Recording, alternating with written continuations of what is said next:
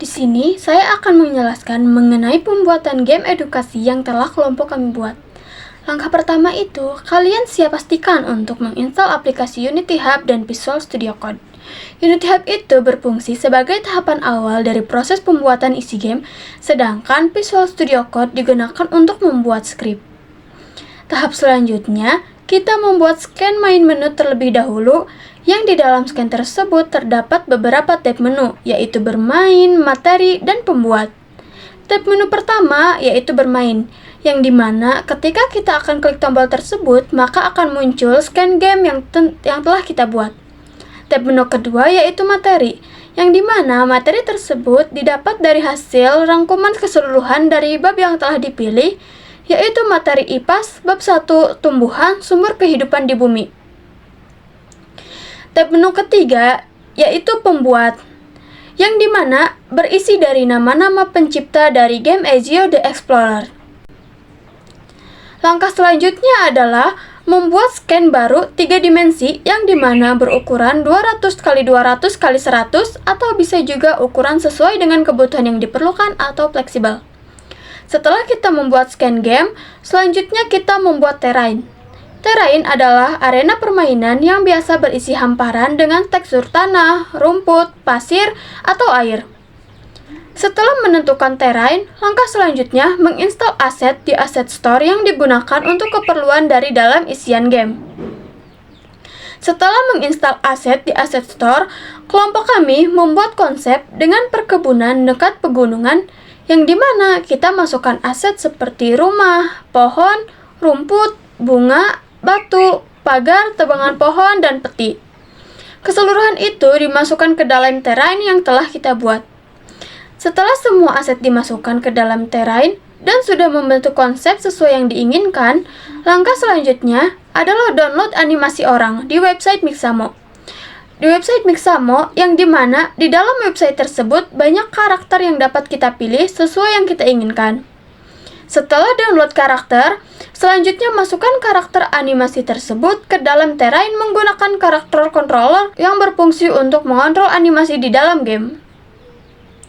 Lalu, kita masukkan soal dan materi secara acak ke dalam peti yang sudah kita gunakan dari Asset Store ke dalam terrain menggunakan trigger. Setelah semuanya selesai dimasukkan ke dalam terrain, kita buat skrip pemrograman agar seluruh dari isian game bisa dimainkan dengan baik tanpa adanya hambatan. Baik teman-teman, di sini aku bakal ngejelasin konsep dari Ezio the Explorer gitu. Tadi kan teman saya yang bernama Fanny sudah menjelaskan bagaimana proses dari pembuatan Ezio the Explorer dari awal sampai akhir. Nah, di sini saya akan menjelaskannya itu terkait dengan hasil dari isian game, yaitu Ezio the Explorer itu seperti apa gitu. Nah, baik teman-teman, di sini si Ezio the Explorer ini dengan konsep yaitu di perkebunan dekat pergunungan gitu. Jadi, di dalamnya itu ada animasi karakternya, terus juga ada rumah-rumahnya, ada pohon, ada kebun, ada bunga, terus ada juga batu, ada juga pagar, dan lain sebagainya. Nah, nanti animasi karakter ini yang bernama Ezio ini akan menemukan sebuah peti gitu, yang dimana peti tersebut itu di dalamnya sudah ada soal-soal yang harus dijawab oleh si Ezio. Nah, nanti ketika Ezio itu menemukan peti, maka peti tersebut akan muncul sebuah soal, yang dimana nanti Ezio-nya ini harus menjawab pertanyaan dari soal tersebut ketika sudah dibuka petinya. Nah, nanti kalau misalnya Ezio menjawab pertanyaan dengan benar, maka Ezio akan mendapatkan poin bernilai 20 poin.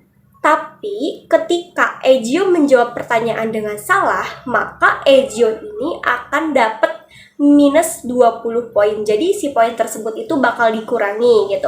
Nah, untuk soalnya ini ada 5 soal yang harus dipecahkan oleh si Ezio tersebut.